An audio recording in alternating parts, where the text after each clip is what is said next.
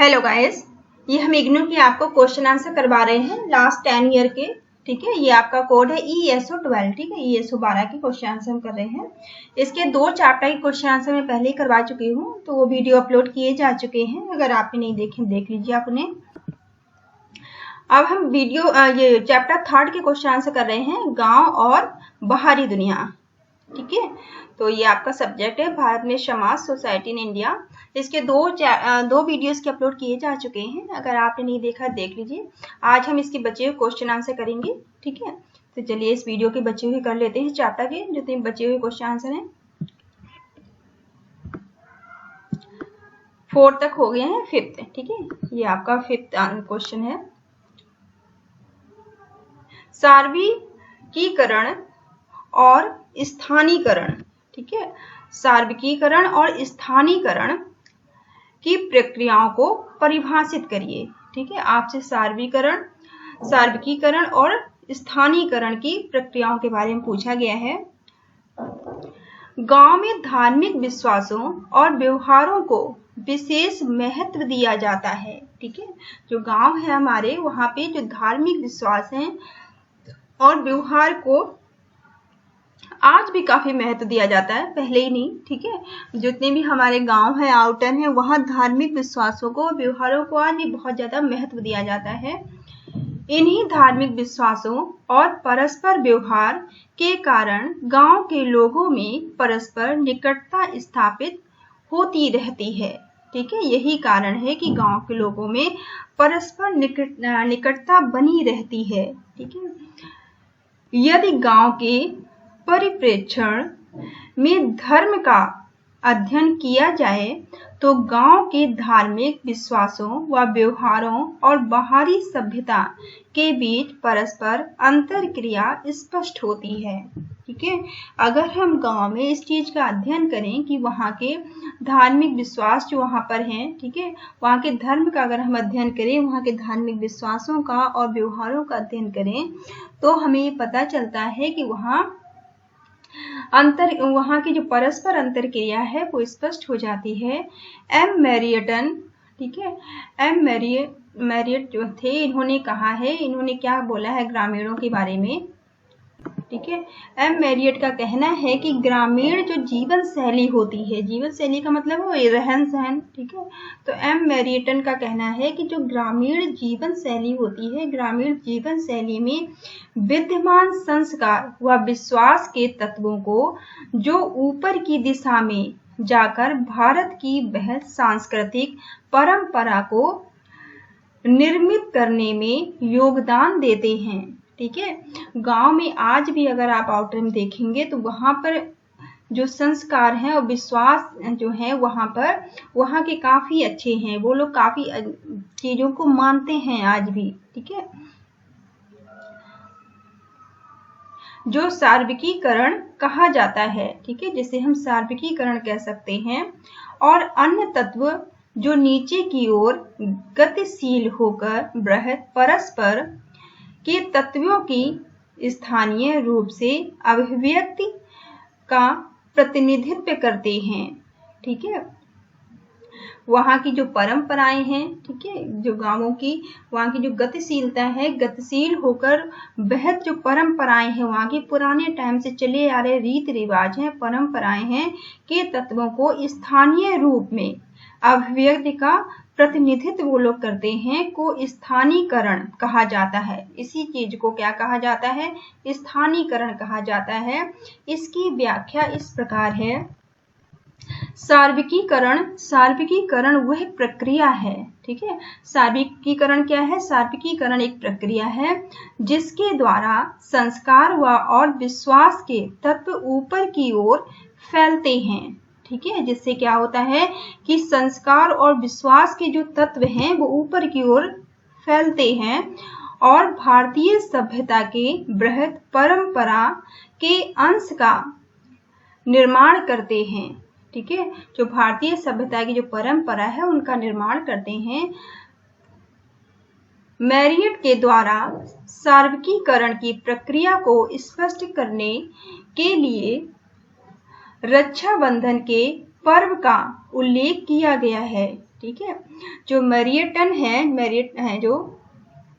Marriott ने सार्वजनिक की प्रक्रिया को बताने के लिए इन्होंने रक्षाबंधन जो पर्व है, जो त्योहार है, इसका उल्लेख किया है और इस पर्व के लिए किसान गढ़ी का उदाहरण प्रस्तुत किया गया है। इस पर्व के लिए किसका उदाहरण दिया गया है? किसान गढ़ी का। ठीक है, यह पर्व किसान गढ़ी के स्थानीय पर्व के अनुरूप है। ठीक है, ये जो पर्व है, त्योहार है, ये किसान गढ़ी के स्थानीय पर्व के अनुरूप ही है।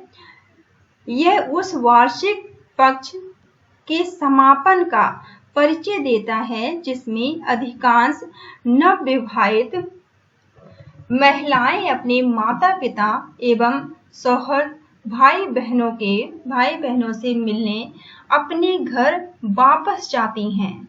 ठीक है, इनमें ये बताया गया है जो न्यूली मैरिड वुमेन्स होती हैं वो अपने माता पिता से मिलने के लिए ऐसे पर्व पे और अपने भाई बहनों से मिलने के लिए वो अपने घर वापस जाती हैं।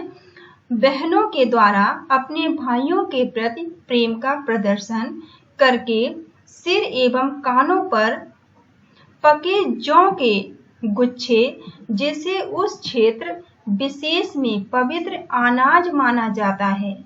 ठीक है, वहाँ ये क्या परंपराएं हैं कि वो अपने जो बहनें होती हैं वो अपने भाइयों के प्रति अपने प्रेम का प्रदर्शन करती हैं और उनके सर और कानों पर पके जौ जानते हो ना, जौ के गुच्छों जिसे उन क्षेत्र में पवित्र अनाज माना जाता है उस क्षेत्र का, ठीक है, को रखकर करती हैं। गांव के संस्कारों में निहित यह धारणा कि भाइयों को बहनों से निःशुल्क उपहार ग्रहण नहीं करने चाहिए। ठीक है, ये वहां पर एक धारणा है। ठीक है, वहां के ऐसे संस्कार है, वहां की ऐसी धारणा है कि संस्कारों में ऐसा निहित है कि भाइयों को बहनों से, ठीक है, कि भाई जो होते हैं भाइयों को अपनी बहनों से निःशुल्क उपहार ग्रहण नहीं करने चाहिए। इसलिए जौ के गुच्छे के बदले में भाई कुछ पैसे देकर इसका बदला चुकाते हैं।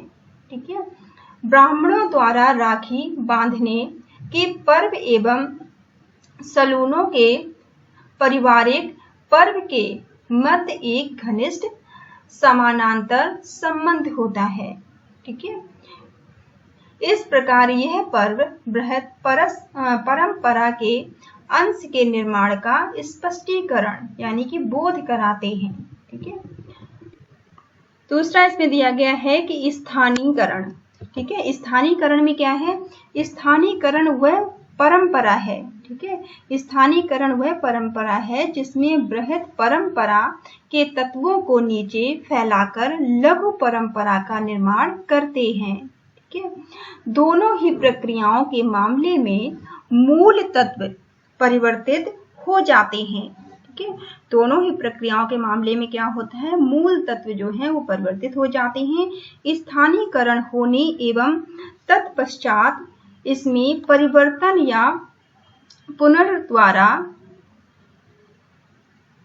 पुनर्द्वार होने की प्रक्रिया के किसानगण में मनाए जाने वाले गोवर्धन पूजा के समारोह में देखा जा सकता है। ठीक है, इसमें गोवर्धन पूजा का समारोह भी किशनगढ़ में जो होता है इसमें भी आप इस तरह की देख सकते हैं।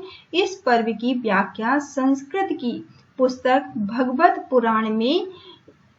पुराण की एक कहानी से की जाती है। ठीक है, इस तरह की जो व्याख्या है वो संस्कृत पुराण जो हमारी भगवत पुराण है उसमें भी दी गई है। ठीक है, इसी तरह की व्याख्या जो है भगवत पुराण में दी गई है। इस कहानी में श्री कृष्ण द्वारा गोवर्धन पर किए गए साहसिक और पूर्ण कृत्य का वर्णन है। ठीक है, इसमें जो श्री कृष्ण ने जो गोवर्धन उठाया था, गोवर्धन पर्वत, उसके बारे में बताया गया है।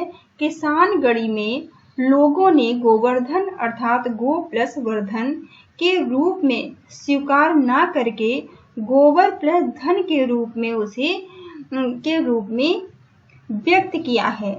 ठीक है, प्रत्येक घर में गोबर का एक छोटा सा पर्व मनाते हैं और उसके ऊपर वृक्ष का प्रतिनिधित्व करने के लिए पुआल तथा सूत द्वारा सजावट का कार्य करते हैं।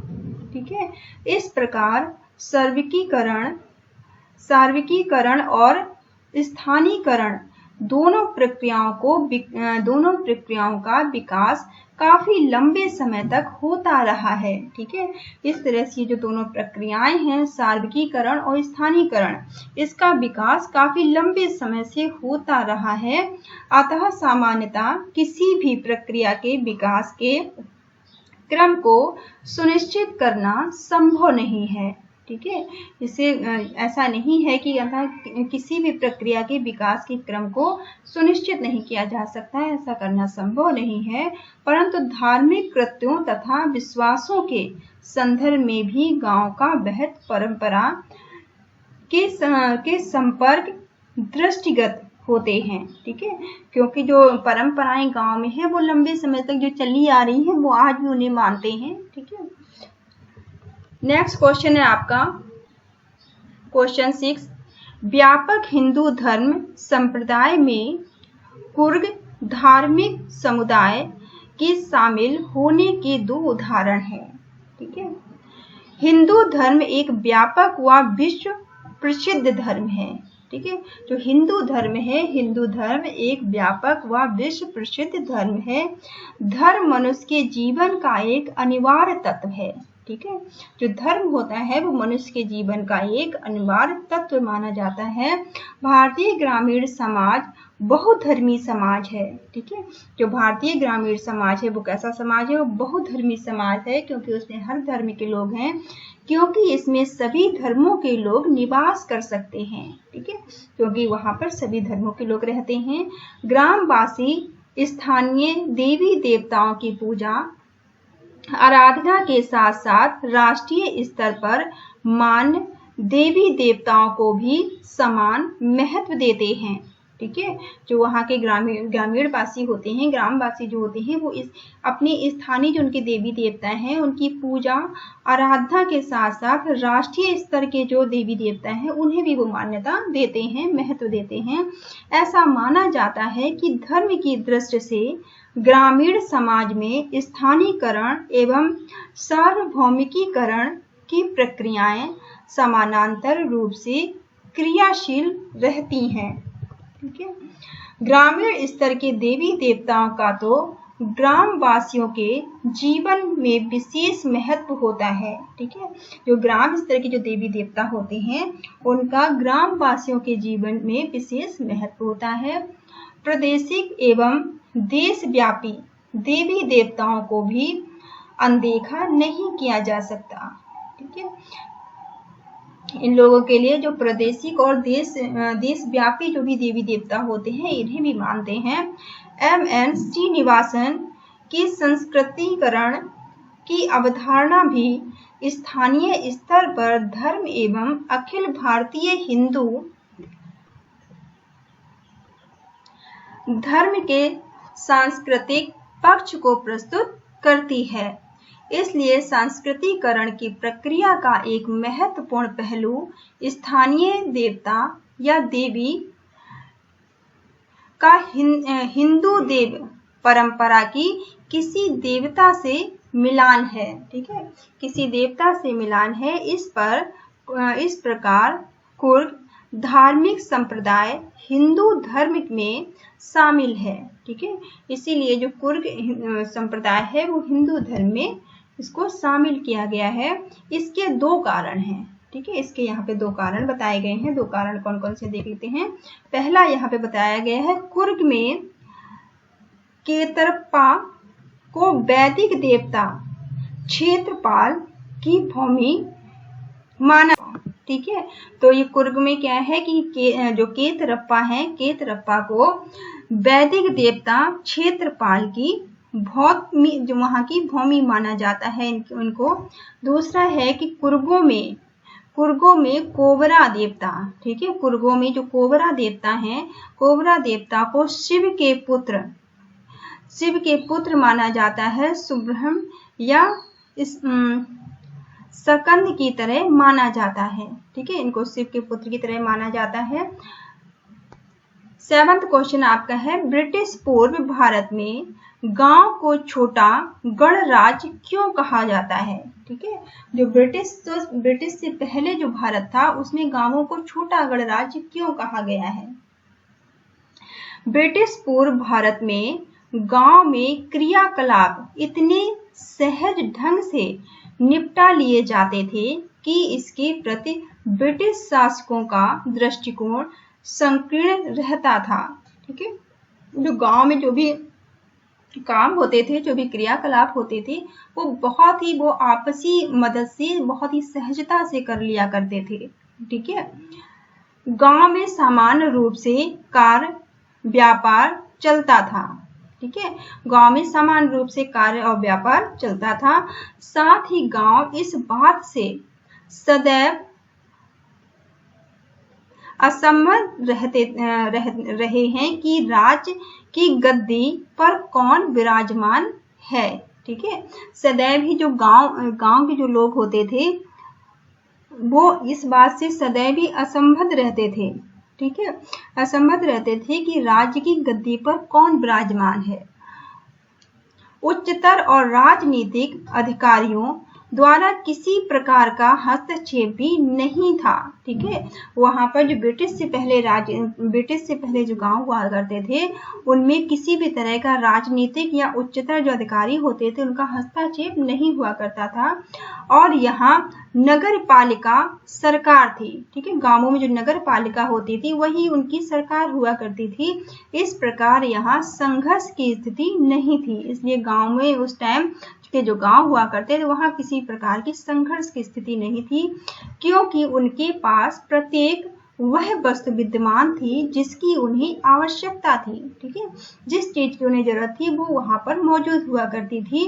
इसलिए इस प्रकार की सरल क्रियाकलाप वाली गांव पद्धति को देखकर ब्रिटिश प्रशासकों ने भारतीय गांव को छोटी गणराज्य कहा है। ठीक है, इन्हीं सब बातों को देखते हुए जो ब्रिटिश शासक थे उन्होंने भारतीय गांवों को छोटा गणराज्य कहा था। नेक्स्ट क्वेश्चन है आपका, गांव एक छोटा गणराज्य है। ठीक है, गांव एक छोटा गणराज्य है, वह कथन वास्तविकता के सरलीकरण का परिचायक है, इसकी व्याख्या कीजिए। ठीक है, अब आपको ये बताना है कि गांव एक छोटा गणराज्य है, ये कथन की वास्तविकता और सरलीकरण की परिचायक का आपको व्याख्या करनी है इसकी।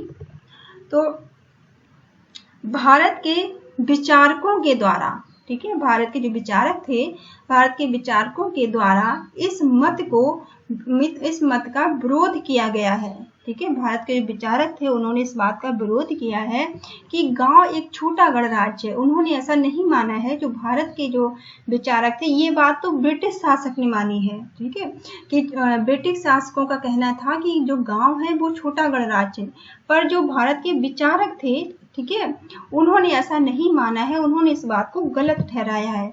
उन्होंने अपने अध्ययनों द्वारा सिद्ध किया कि भारतीय गांव विस्तृत समाज और सभ्यता का ही एक अंग है। उन्होंने क्या माना है कि जो भारतीय गांव है वो एक विस्तृत समाज और सभ्यता का ही एक अंग है, वो एक हिस्सा है, और ये छोटा गणराज्य नहीं है। ठीक है, क्योंकि गांव निवासी राज्य या रियासत के संबंधों के बारे में जागरूक थे, क्योंकि जो गांव वासी थे वो वहां की रियासत के बारे में और संबंधों के बारे में जागरूक हुआ करते थे उस टाइम। उनकी इस जागरूकता का दर्शन इस बात से होता है कि वे उस राजा को ज्यादा पसंद करते थे जो उनकी लूट मार करने वालों व सैन्य बलों से रक्षा करते थे। ठीक है, वो किस तरह के राजा को ज्यादा मानते थे, जो उनकी लूटपाट से और सैनिकों से उनकी रक्षा किया करते थे, वो इस तरह के राजा को मानते थे। यदि राजा या प्रधान स्थानीय प्रभुत्व संपन्न जाति का हो, अगर जो राजा या स्थानीय जो प्रधान था वो अगर प्रभुत्व संपन्न जाति का हो, तो उसकी जाति वाले संकट के समय गांव को सहायता करते थे, ठीक है। तो उसकी जो जात के लोग होते थे वो संकट से लोगों की सहायता किया करते थे, अत्याचार के विरुद्ध भी सामूहिक संघर्ष करते थे, ठीक है। अगर कोई गलत काम कर रहा है उनके साथ वो सामूहिक मिलजुल के संघर्ष किया करते थे। गांव के निवासियों व शासकों के बीच संबंध जटिल थे, ठीक है। गांव में जो रहने वाले थे और वहां के शासक थे उनके बीच संबंध जो कैसे थे, जटिल थे। निवास के लिए जमीन तो थी, ठीक है, रहने के लिए जमीन तो थी, लेकिन श्रम शक्ति का अभाव था, ठीक है। रहने के लिए जमीन होने के बावजूद श्रम शक्ति थी, उसका अभाव था, काम करने वालों का अभाव था। प्रजा द्वारा जब पलायन कर दिया जाता था, ठीक है, जब प्रजा थी वो आगे पलायन कर जाती थी, पलायन मतलब एक जगह से वो दूसरी जगह रहने चले जाते थे, ठीक है, या संघर्ष किया जाता था, तब राजा के सामने कठिनाइयां उपस्थित होती थी, ठीक है। जब वहां रहने वाले लोग पलायन कर जाते थे, कहीं बाहर चले जाते थे रहने के लिए, दूसरे स्थान पर रहने चले जाते थे, या वो संघर्ष करते थे, तो राजा के लिए मुश्किलें उत्पन्न हो जाती थी। अतः ये कहना सर्वथा गलत था कि ब्रिटिश पूर्व भारत के गांव छोटे गणराज्य हुआ करते थे, ठीक है। तो ये कहना बिल्कुल गलत है कि ब्रिटिश से पहले के जो राज्य थे वो गणराज्य हुआ करते थे, छोटे गणराज्य हुआ करते थे। ये बात सिर्फ ब्रिटिश ने मानी है, बाकी किसी ने नहीं मानी है। लेकिन यह भी झुटलाया नहीं जा सकता कि सड़कों का ना होना और घटिया संचार सुविधाओं की वजह से, ठीक है, क्योंकि उस टाइम आपको पता है कि सड़कें नहीं थी, संचार सुविधाएं नहीं थी, से गांवों नहीं थी, इसलिए गांवों में स्वायत्ता की सीमाएं सीमित थी, ठीक है, इसलिए लोग बहुत ज्यादा दूर नहीं जा सकते थे, ठीक है, सीमाएं वहां सीमित थी उस टाइम। और राजनीतिक व्यवस्था के उच्च स्तरों की राजनीति से वे अलग थलग पड़ जाते थे, ठीक है, और राजनीति जो व्यवस्था थी वो उच्च थी, तो इससे वो क्या थे, अलग थलग पड़ जाते थे, क्योंकि वो बहुत कुछ ज्यादा कर नहीं सकते थे, क्योंकि बहुत दूर जा नहीं सकते थे, संपर्क नहीं कर सकते थे। राजा के द्वारा ग्राम वासियों को दैनिक क्रियाकलापों व अन्य मामलों में उन्हें स्वशासन करने के अधिकार दिए जाते थे, ठीक है। तो वहां के जो ग्रामवासी थे उनके दैनिक जो भी उनके क्रियाकलाप थे, उनकी आवश्यकताएं थी, वो अन्य जो उनके मामले थे उन्हें स्वशासन करने के अधिकार उनको प्राप्त होते थे। यानी जीवन के कई पहलुओं को सरलीकृत कर दिया था, क्योंकि जीवन के कई सारे से पहलू थे, इन चीजों ने उन्हें आसान बना दिया था। लेकिन गांव में कानून व्यवस्था विद्यमान थी, ठीक है, गांव में जो थी वो कानून व्यवस्था भी थी। ग्राम पंचायतों द्वारा स्थानीय मामलों का निपटारा किया जाता था। जो ग्राम पंचायतें होती थी वो स्थानीय मामलों का निपटारा करती थी उस टाइम। इसलिए इस तथ्य को बढ़ा चढ़ाकर गांव को छोटा गणराज्य कहना ठीक नहीं होगा, इसलिए हम इसे छोटा गणराज्य नहीं कह सकते थे गांव को, ठीक है।